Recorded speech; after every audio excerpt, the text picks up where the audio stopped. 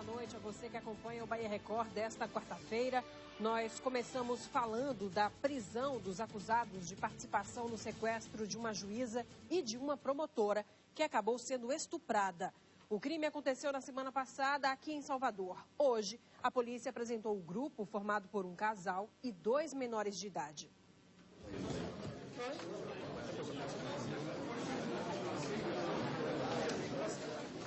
Segundo a polícia, Bruno Souza dos Santos, de 21 anos, é o líder da quadrilha. Thaís Barbosa da Silva, de 19, namorada de Bruno, estava com os objetos roubados das vítimas. A polícia apreendeu 2 adolescentes, de 15 e 16 anos, que teriam abordado a juíza e a promotora no dia do crime.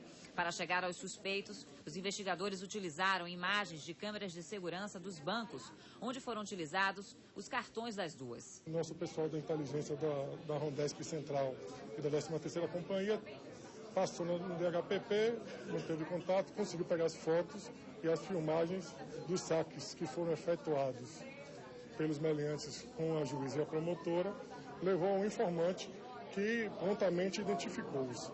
Com o grupo, a polícia encontrou perfumes, um tênis de marca, celulares, 2 equipamentos de som para carro, relógios, óculos escuros, 2 correntes, uma arma calibre 38 e munição.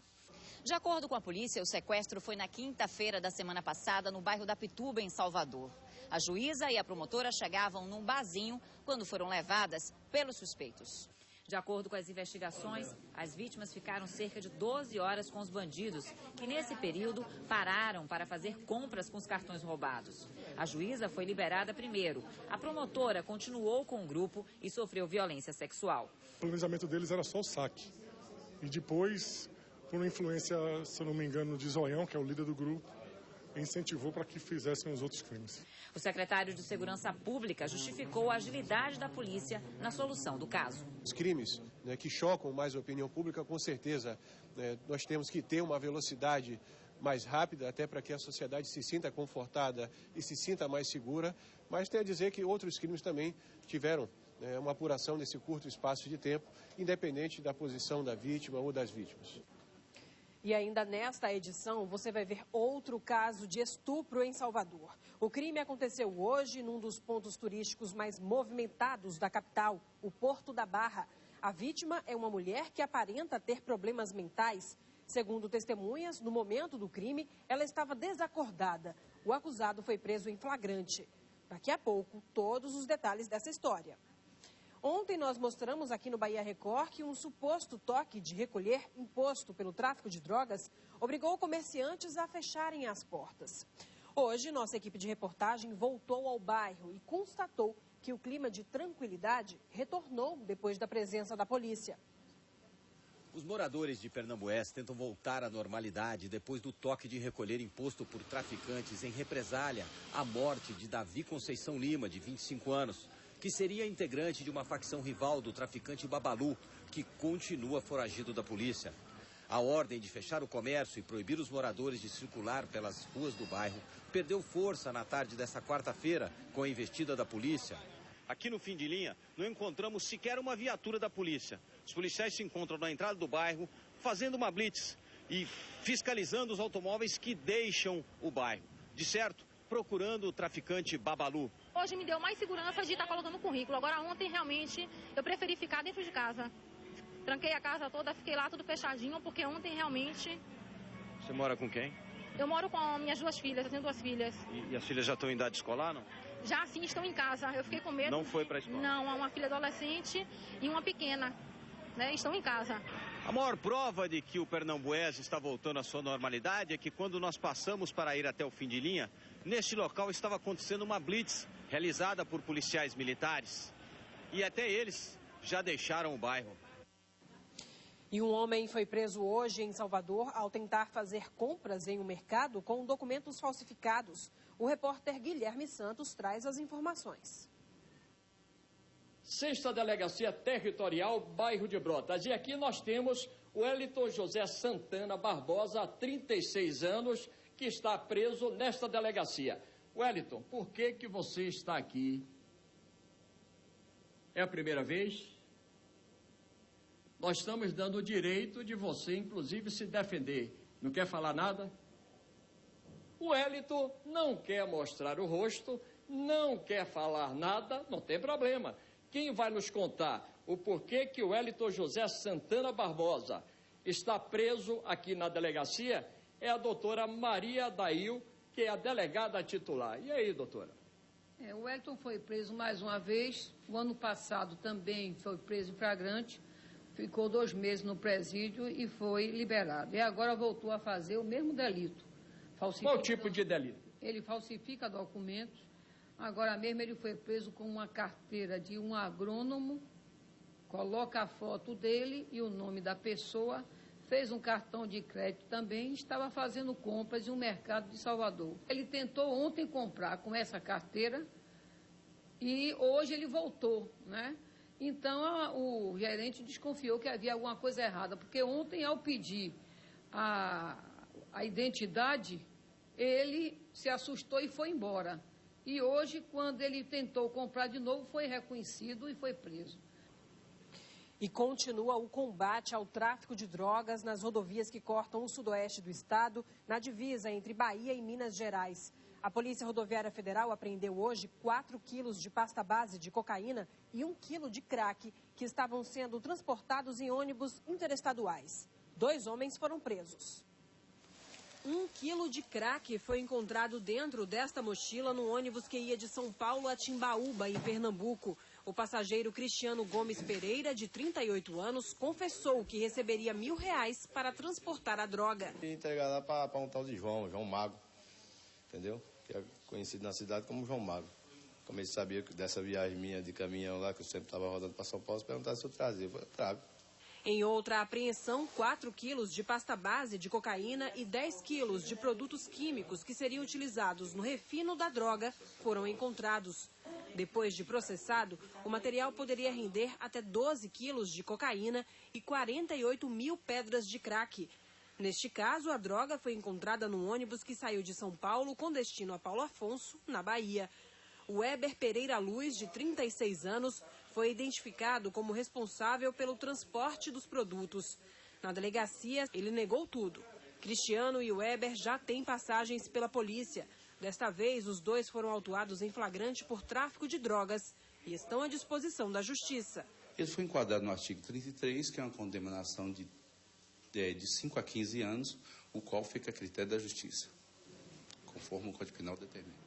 A gente tem mostrado muitas apreensões nessa região do sudoeste do estado, na região de Cândido Sales, divisa entre Bahia e Minas Gerais, porque justamente é rota, né, de ônibus interestaduais, muita gente trazendo droga de outros estados para abastecer tanto o nordeste do Brasil, Pernambuco, Sergipe, como a própria Bahia, o próprio estado da Bahia. Vale lembrar, né, que a Polícia Rodoviária Federal intensifica mesmo esse trabalho por conta da ligação entre tráfico de drogas e violência. Afinal de contas, é o tráfico de drogas quem financia toda essa violência, todos esses homicídios que acontecem aqui no estado.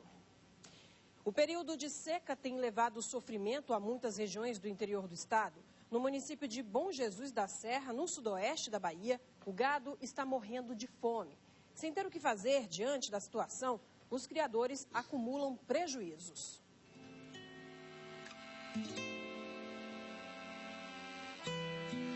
Os efeitos da seca que atinge o Nordeste, considerada a pior dos últimos 50 anos, ainda são intensos em Bom Jesus da Serra, a 513 quilômetros de Salvador. Junto com Mirante e Caetanos, o município faz parte do chamado Triângulo da Miséria. Aqui o gado está morrendo por falta de água e alimentos. Não chove desde dezembro do ano passado. A chuva fez um comercial e até bom, né? A gente pensava que ia chover logo na sorte para cá, né? Mas pelo menos aqui para nós, até agora não. Dizer que em Conquista choveu bem em mais outras regiões, né? Os animais estão magros. As plantações de palma praticamente acabaram. Para alimentar os rebanhos, os criadores estão recorrendo ao sisal.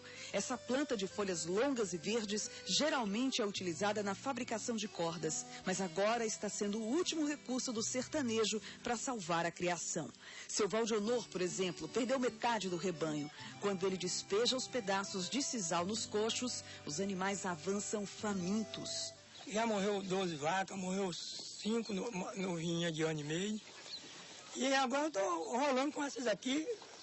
A gente aprendeu a comer sisal, estou dando sisal para ver se escapa essas. Porque não tem mais nada. Não tem mais nada e não tem condição de a gente comprar a ração, porque a ração está cara demais, ninguém aguenta. O sofrimento do homem do campo se confunde com o do rebanho.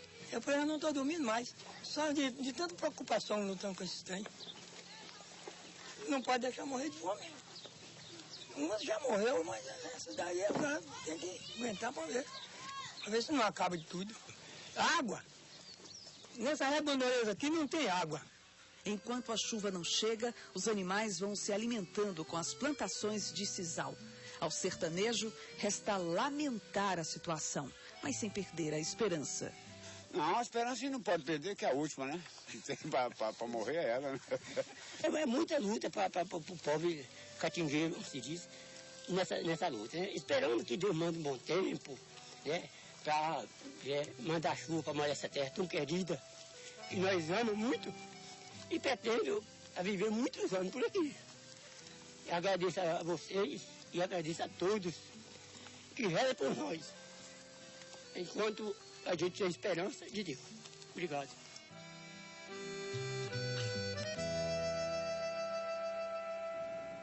É de cortar o coração, né? A situação do sertanejo por conta da seca.